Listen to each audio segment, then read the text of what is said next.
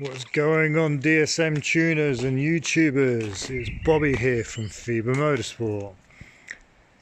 This video is basically going to just talk through the new engine and what I have changed. There actually is not a lot of change, although it is fully forged and fully built now. The block itself is fairly simplistic. So yeah, I'll run through the actual components because it may be interesting to you guys for later on the build. So obviously this car is a full time attack type build, so everything has been built by me from scratch, the ground up, full bodywork, full diffuser, full splitter, which I actually haven't got on at the moment. If you're wondering where the hood is, here is the hood. It's carbon, Kevlar and fiberglass. It's not that heavy. I can pick the whole thing up, as you can see.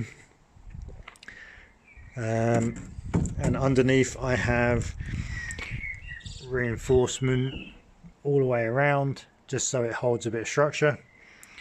And it obviously has a venting port, and the venting port is for my intercooler and radiator, because everything goes through here.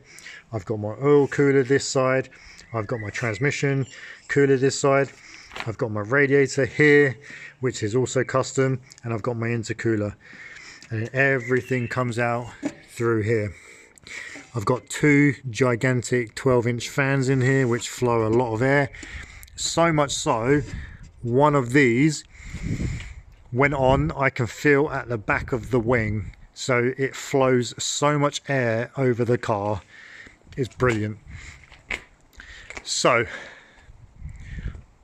what originally happened was, it was a stock 4G63 2 litre, stock cams, stock compression ratio, stock crank, stock everything.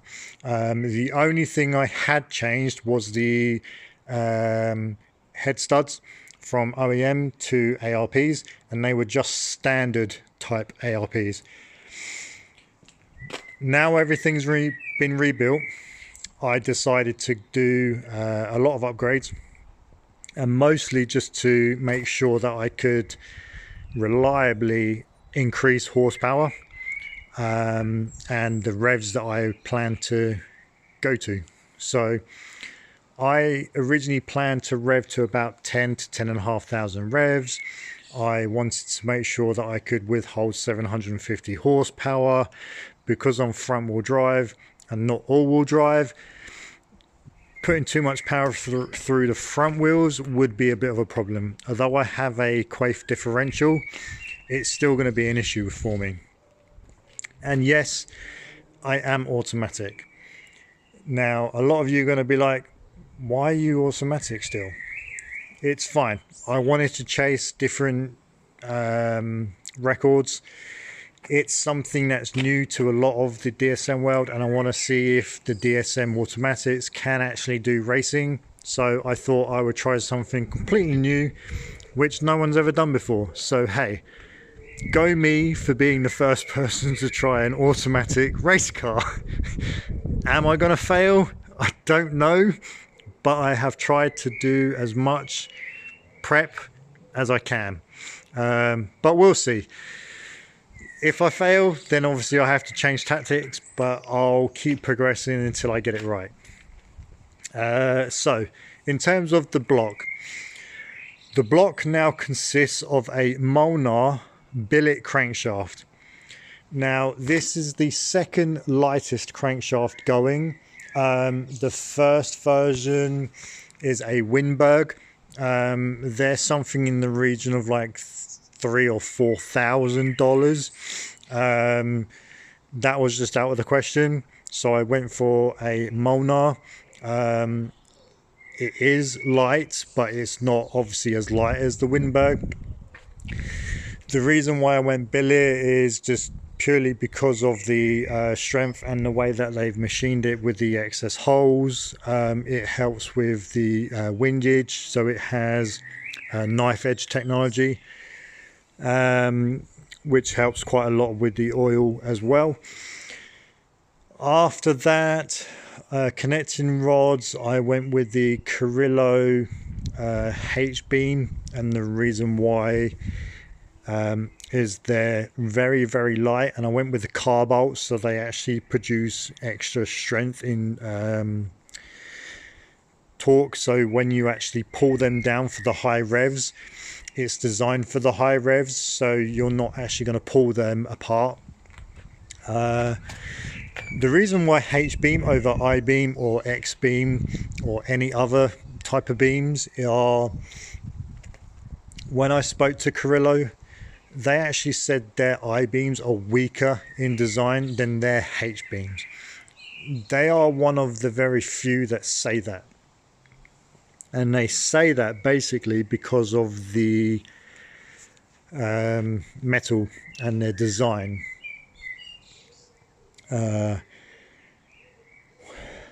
I don't obviously know the full ins and outs of that because they're quite secretive on it, so I can't comment on that such. I-beams generally are for a lot of torque. I will have torque, but obviously I'm working with revs versus torques. So if you've got like a 2.3 build, then you'll have a lot of torque, then you'll want an I-beam. If you're drag racing, you may want an I-beam. Time attack, we chase revs, not so much torque. So that's why I went with the Carrillo, and I also went with a 156mm rod length, so it's technically a long rod, so I want a better rod ratio. And with that, I also paired it with a CP or Carrillo piston. Now the piston is based on a stroker piston because of the wrist pin has to be changed slightly to compensate. So I've now gone with a 901 compression, so it bumps up the lower end slightly, just basically similar to what a modern Evo has. And the reason why this has been done is I wanted the lower end power to come in a bit better, so the bumping compression helps with that. When I did all that, I opted for things like the ceramic crown tops, the anodized top ring, so when I do go up in the revs, it's not going to micro weld the top piston ring. I also DLC or diamond light coating the wrist pins, and this stops it from seizing inside the actual piston itself.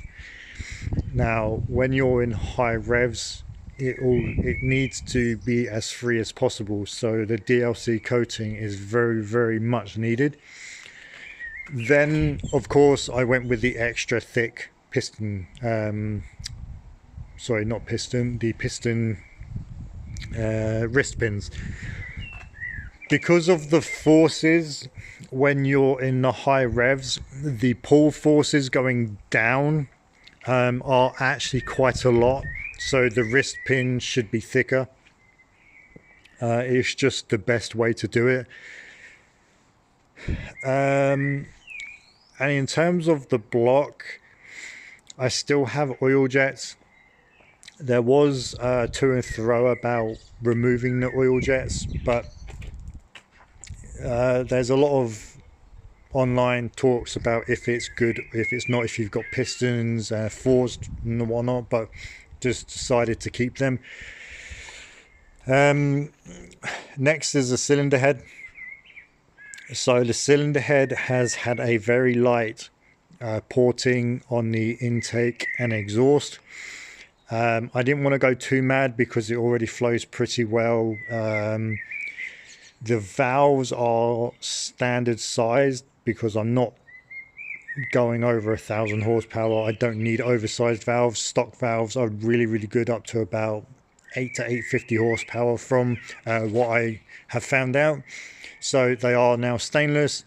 The head has been fully rebuilt, so it's got manganese valve guides. So the cylinder head has Kegley Racing Beehive valve springs. That was all pressure tested, and then I decided to make my own valve spring seats for different thicknesses to make sure that every single one was pretty much exactly the same. I didn't want multiple shims, so I just decided to have one spring base. So they were made out of 4330 chromoly or EN24T. So there's no variances between those, which is a good thing. The other thing is I now have, if I can get this off, I have the GSC S2 billet camshafts. So these are a 274 duration with a high lift profile, and this will just bump up the high end, but it will also sacrifice less on the low end. Other than that, everything else seems to be the same. So the intake's the same, the turbo's the same, the manifold's the same, the intercooler's the same, the piping is exactly the same. So there's very little tweaking that will be needed. I have slightly tweaked the idle because due to the new idle characteristics, and when I drove it last weekend, as I came to a stop and it was warm, the idle decided to want to drop. So the cams are going to obviously play a role in that because of the vacuum that it's doing. The compression will have a slight role, but generally the whole air fuel system will be slightly tweaked. So I had to reset the base idle, so I upped it from 800 to 850 RPM. But as I'm auto, I may need to still bump it up. I have read people have gone to around 950 to 1000, so I will need to just play around with that. Obviously I put in my own billet bisque screw, because while I was doing the idle I thought, well, I can't not put in my own bisque screw because it will be sacrilege if I didn't. And I like running all of my products that I do anyway.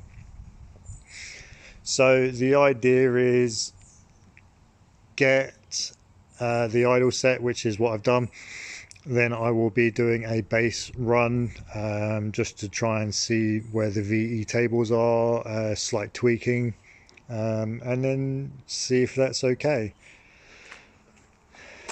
Other than that, everything else is all of the same. The flow characteristics coming in will obviously now be from 6 AN to 8 AN, but the fuel pressure regulator still set at 43.5 psi, so that won't change. Fueling is still the same, the injectors are still the same. The head bolts are now L19, and I utilize my load spreading washers, which are the full circumference of the cylinder head recess. So the ARPs are actually quite a lot smaller, so what happens is they tend to mushroom in and then you end up getting head lift. Now obviously that's a bad thing, so what I decided to do is design a head washer which removes the factory ARP washer, so now you'll utilize all of the circumference, and it just gives a much wider load spreading. So that's another thing I did. Internal to that, which I haven't shown or discussed about much at all, and it probably won't really be seen, obviously you can't see it now, is all of the oil drains are recessed. Now I've never seen anyone do that, but we talk about constantly oil drain back problems. Why are we doing this? Why are we just using a HLA from Kigley Racing? Why aren't we teardropping or counter boring or any type of recessing the oil drains? It is the one thing that you need to do, because why are you going to have a drain go back and then have a flat on it? Why not teardrop it? It will make your drains go back so much quicker. I think so far at the moment, and it's 2025 and these have come out since 1989, not this specific version, but obviously the 1G, but the 4Gs have been around for a lot longer. Why has no one done teardropping? At the moment, I'm the only one that has seemed to have done it. It needs to be done more. It's going to be the best thing that you can do and help your drain back for the oil system on these older 4G63s. The newer ones obviously have extra oil drain ports.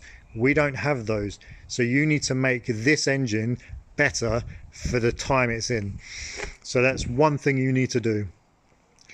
If you don't know what that is, go over to DSM Tuners and check out the build thread. I'll link into that because you'll need to see that to figure out exactly what I mean, but it's definitely a good thing for you to do.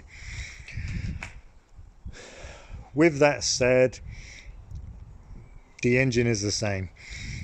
The boost can now get turned up because I have the extra support of the connecting rods, the pistons and the crank, which normally is always the connecting rods are the weak point, so I can turn up the boost back to about 30 psi if my turbo can hold it okay, which I think it can because it's a hybrid 16G Evo 3 16G, I might add. So it's got a 7x7 compressor, a billet compressor wheel and a 9-blade turbine. So it's designed and specifically built for the higher end or mid to high range, not the low end to mid range. The oil pump, as I said in my last video, is obviously now structured towards the higher range of the revs, so it's not going to have cavitation. And other than that, yeah, that's about it. So my components are pretty much listed now. Everything that has been or can be updated has been updated. There's not a single nut, bolt, washer that hasn't been upgraded. Things like the you can't see it, no, you can't see it now, but everything like the freeze plugs, they're all stainless steel from top to bottom. All of the grub screws, they're now all replaced. I've just gone through everything. It may be small, tiny and minute, but to me it's a huge deal to make sure everything's been done at this specific point, because I don't want corrosion, I don't want any issues. So everything has been replaced on this rebuild as much as possible. So yeah, with that I shall leave you with this. If you have any questions on my specifics or the build, or you have a question on the components, I'll happily answer them in any way I can. Thank you very much. Bye bye.